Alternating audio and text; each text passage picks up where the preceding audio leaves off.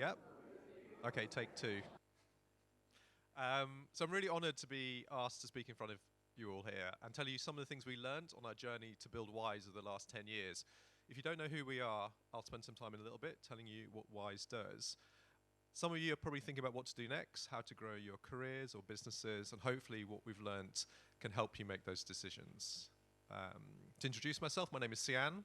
I'm Chief Marketing Officer at Wise. I've been at the business 18 months. And previously, I've worked at companies like eBay, ASOS, The Guardian, Secret Escapes, mainly in marketing, but also at data and product. And what's been really interesting is because I've mainly worked on the consumer side, and I'm a consumer myself, I kind of like to buy stuff, and mainly for businesses that have actually been founded in the last 10 to 15 years, in this new age where it's so easy to set up a company and get started, it's meant that the ability to build a real business to solve real problems gets easier and easier. Like to build a business today is 1,000 times easier than 20 years ago. And that's super inspiring because, to be fair, we're all looking for solutions. And if this is what you had to do every morning to make breakfast, discovering there was a better way can be pretty life-changing. And what's clear is there's a bunch of problems we don't even realize we have, and a bunch of solutions we never knew existed. I haven't actually seen this in real life, but I think it will be pretty cool, because I often over-squeeze my avocados. But we all know most businesses are founded to solve a problem.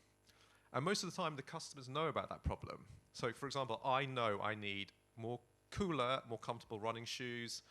I know I need a thing that can core an apple, and I bought one the other day, and it's pretty awesome. Or I wanted something better for my sandwiches, and I discovered kimchi mayo. But what happens if there's a problem that customers have no idea exists? Like, how do you build that business? You may have discovered the problem. You've kind of built a solution. Now what? That's actually when the hard work begins, and that often is what most companies face when they're starting out. So if you don't know who we are, we used to be called TransferWise. So we're the artists formerly known as TransferWise. We're now called Wise. We're a fintech, and we solve the problems for people who live international lives. And we make it fast, easy, and cheap to move money across borders for both people and businesses. You may have our green card, you may have our app, and hopefully you've experienced what we call money without borders. And to be fair, Wise was founded to solve a problem, and that was one that was hidden. So those two are our founders, and they were facing the problem of hidden fees. And it was actually a problem the founders faced themselves. So most businesses start when you've identified a problem yourself. And what happened was that Tavet, and I think he is the guy on the left, he used to get paid in euros, but he lived in London and he needed pounds. And Christo, who was the guy on the right, he lived in London. He got paid in pounds, but he had a mortgage back home in Estonia, and he needed to pay that in euros. And every month they went to their bank, and every month they discovered they were getting ripped off. And it was because banks were charging a different exchange rate to one you get in the market. So you'd be like, oh, cool, this is fine. And then you go and just check in Google, and you're like, that cost me 30 quid. Or they'll slip in a hidden fee. These exchange rate markups were effectively legal ways for banks to rip you off. So what did they do? So they did something pretty cool as a workaround, because they were friends. So every month, they looked up the exchange rate on Google. Then Tavet, the guy on the left, put his euros in Christo's Estonian bank account. And then Christo put his pounds in Tavet's UK bank account. So they both got the money they needed in the right currency pretty much instantly, and neither paid an extra cent in bad exchange rates or unreasonable charges. No waiting, no stress, no extra costs. And they thought at that moment, there must be other people like us. This can't just be we are not the only people facing this problem. And it turned out there were, and it was a lot more. In terms of those hidden fees customers were paying unnecessary, it is every time you take money out of a foreign ATM. It's every time you buy something on a foreign website or Amazon International. If someone's paying you, you're freelancing, you're receiving money in a different currency, you're getting ripped off. And that added up, it turned out, to £187 billion every year. And that's how much customers are paying in unnecessary hidden fees, and it eats into every transaction they do when they're trying to live their lives. We discovered it was endemic, it was legal, And when you discover this, like this problem is affecting way more people than you thought, it kind of blows your mind. And it's kind of overwhelming. Like, oh my, it's everywhere. Everywhere we was looking, we discovered people were facing this issue. So you immediately think, we kind of have a solution for this. Like, we kind of have a product. Let's just tell the world. But how? So you can call Matt Damon. Like, you can get him to do a Super Bowl ad for you, and it's a little expensive, and I don't think we're ever that brave. So what did we do? We started speaking to our first customers, and we discovered if you kept solving their problems that they were facing as they tried to live their international lives, we could create this repeatable loop. And if you created this loop, you created a loop of awareness, and that helped us grow. You were able to help people tell each other that there was a problem, and we were the solution. This sounds super easy, but how? So it's not that easy, and there's a few things as a business or as a company or as individuals you have to try and challenge yourself to do. And I'm going to talk through all three of these. The first thing is you have to set yourself an ambition to build a 10 times better product. Not like a little bit better, but 10 times better. And you should ask yourselves, for the company you work for and the product you're building or the service you're providing, it's like, what is that 10 times better? Is it faster? Is it cheaper? Is it easier? Is it more delightful? Is it more sustainable? Is it more inspiring? Is it more surprising? Like, what is the 10 times better? And often it's building that something didn't exist before. You can always build, like I say, something a little bit better. Slightly better shampoo, slightly better phone, slightly better watch. You can do it, but it's going to be really hard to make people want that. If you're creating something that no one has built before, and you got to kind of invent it as you go along and solve ever harder problems, it's pretty exciting. And when you think about the things that changed your life, and you can't wait to tell your friends about, I'm pretty sure most of those things didn't exist 10 years ago. So what do? You have to hire the best talent, and that's what we try to do. And those people can come from anywhere, but we have to trust them. We operate what we call autonomous teams at Wise, where every team is kind of allowed to do whatever they want. Andre, is that right? Yeah, you get to do whatever you want? Kind of, almost. We set the teams, we believe the teams that are closest to the problem know what to do next. I don't know what to do next. I am not going to tell Andre what to do. He tells me what he's going to do. We give them guidance, we set some KPIs, we set a few constraints, but the rest is really up to them. So long as they're transparent about what they're going to do, they just need to explain, I'm planning to do X, Y, Z. Be up for challenge. So right now at Wise, when you present your plan, the entire company can tell you why what you're doing is wrong. You've got to respond to them, whether that's the CEO or someone in customer services. And afterwards, you've got to be pretty honest about whether it worked or not. And if you do that, you kind of get to do, not whatever you like, but you get to guide yourself in terms of what you do next. The other thing we do quite religiously is we think about NPS, Net Promoter Score. So you probably have seen this when you've used e-commerce websites. You get a little survey after you've done a transaction or you come back. How likely are you to recommend this product or service to your friends? The scale is from 0 to 10. You ask your customers, you get the responses, you do a little calculation, and it gives you a score. But basically what it tells you is how many people love you and are they going to recommend you? And you don't get a good score by everyone thinking you're just okay. If you just get 5s, your NPS is 0. If you get lots of people who love you and loads of people who hate you, you also get a 0. So you really need to build a product that when you ask your customers, they tell you, I love it, and I'm going to tell my friends. And if you can plot that score on a chart as you build things, as you operate your business, and if it goes up, you know you're doing the right thing. And in practice, you kind of have to design something that blows their mind. You want people, every time they experience your product or your service or your team, to go, wow. So what do we do next? We kind of had to educate people ourselves as well. And that's a bit of education you can do with marketing. I'm the chief marketing officer, so I won't just talk about product, I'll also talk a bit about marketing. And what we used early doors is public relations. We use that to create noise and buzz about the issue, but mainly it involved slightly naked people. And you may remember stunts like this we did. And I'm going to see whether I can press play. I'll play a little bit of it, but you'll get the gist. Is there some audio?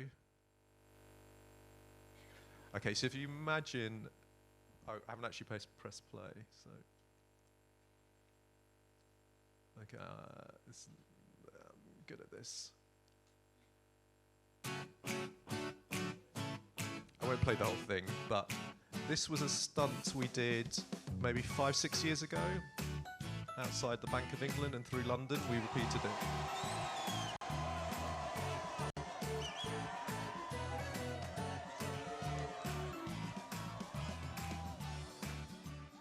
And we do that, and sometimes we do it in public. So for example, here, we asked everyone on Twitter, what should we build? Like, we don't know, you tell us. And they did. And they continue to do this. People tell us what to build, and we discover things we didn't know that they needed or that were important. And you can't really let them down. So when you if you go in this direction and you create a dialogue and a relationship with your customers, you know what to build. You have to build them the solutions. You have to ask them how well you're doing with tools like NPS or interviews or focus groups. And if you do let them down, let them tell you. For example, here, this is our website again, we have a form that allows customers to tell us what they want that we don't have at the moment. And when you do that, they'll happily tell their friends. And we're quite proud to have built a business where 65% of new customers come via a recommendation.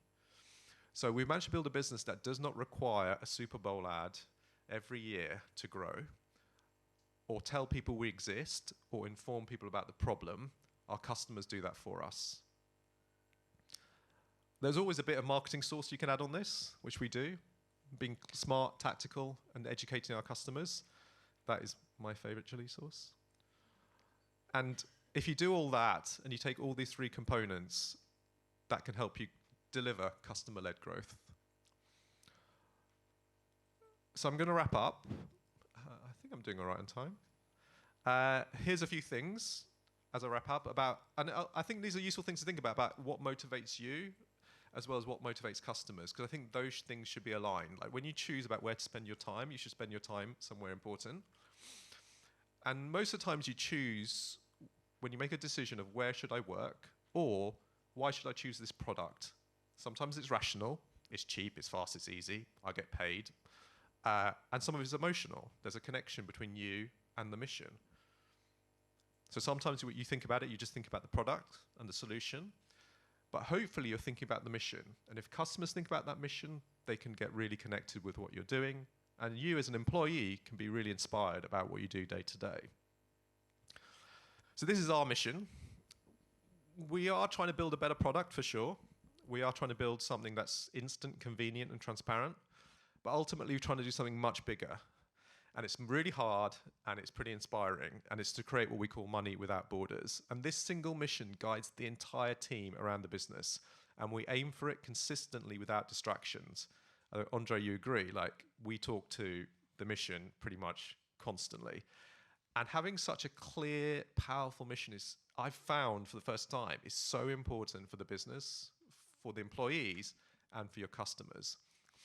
And you'll notice the last thing, it says eventually free. And that kind of blew my mind. I was like, why am I joining a company where you're trying to give it away? Like, how do you make money? Like, when you make it free, does the company just fall into a black hole and disappear? But it's such a powerful mantra and muscle because it means we're on your side as a customer. I've worked at financial services businesses where being nice does not make you money. So if you work at a credit card company, you make more money when you're not nice. If you work at debt consolidation or you're doing loans, you make more money when you take advantage of a lack of financial education about how these products work. By us setting a goal, this mission to make it free, it really means that we aren't taking advantage. We're on your side. We give back as much money as we can to our customers. If I decide to spend X million pounds on marketing, it's our customers' money. And I have to explain to the team, as I would to a customer, why am I making that decision rather than putting it back in their wallet. So this diligence and this approach and this mission and this loop we've built with our customers has meant we move more than £8 billion every month across the world. We're 4,000 people now, I think 4.5. We've got 17 offices. We've been profitable for years. We've not had to rely on really expensive marketing to drive the business forward. We went public last year. And we are really proud that we save customers £1 billion every year. But as I mentioned, the problem, so this slide is out of date, is 185 billion. We're only solving 1 billion out of the 185. And when you think about an organization or how you're motivated, it's sometimes quite scary to think we've just started. Like, we've just nibbled at the problem and we've been doing this for 10 years. It's scary, but it is also inspiring. And even though we felt like we'd solved all our customers' problems and we'd built the perfect solution, we kind of only just got started. So hopefully that was useful. I'm going to end on that. And I'd love to take any questions.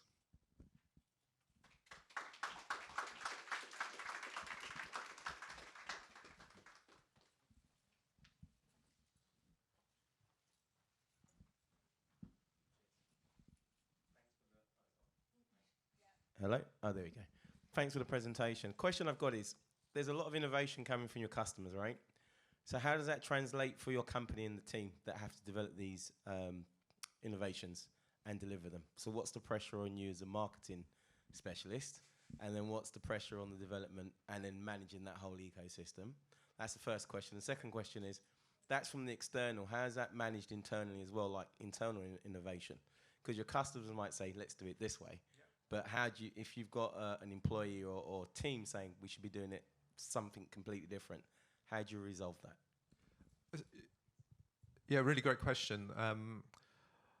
So in terms of how we think about prioritizing this list, I think it comes down to the product managers being just really good at assessing the size of the problem. So you talk to customers and they give you a list, and you get a perception that these problems are large or widespread. And then it's really desk research and understanding, like, this one affects 50% of North America. And if we fix it, we can like close the gap by this amount. So it's a real like rigorous, what we call opportunity sizing. And then you get to rank stack that and then decide how much engineering investment you want to put against it. In terms of this trade-off between like internal and external innovation, often the problem space is identified by the customer, but the solution space is where the teams innovate. And sometimes the problem space is quite open. So we would get a sense from the customers that they felt it was unfair, at least a year ago, that when they had balances in their current account, that the banks would make money from this by investing it themselves, right? So that's how banks work. Your current account is their money generating machine that they loan out and they make money. And you had no idea what they were doing with your cash, right? It sits in current account. So we decided to solve it in an innovative way internally, where we created a product where your current account could switch to an investment product instantaneously and still feel like a current account. So it was instant access, but effectively you decided where to invest that money. So that innovation was internal, but the problem space was identified externally.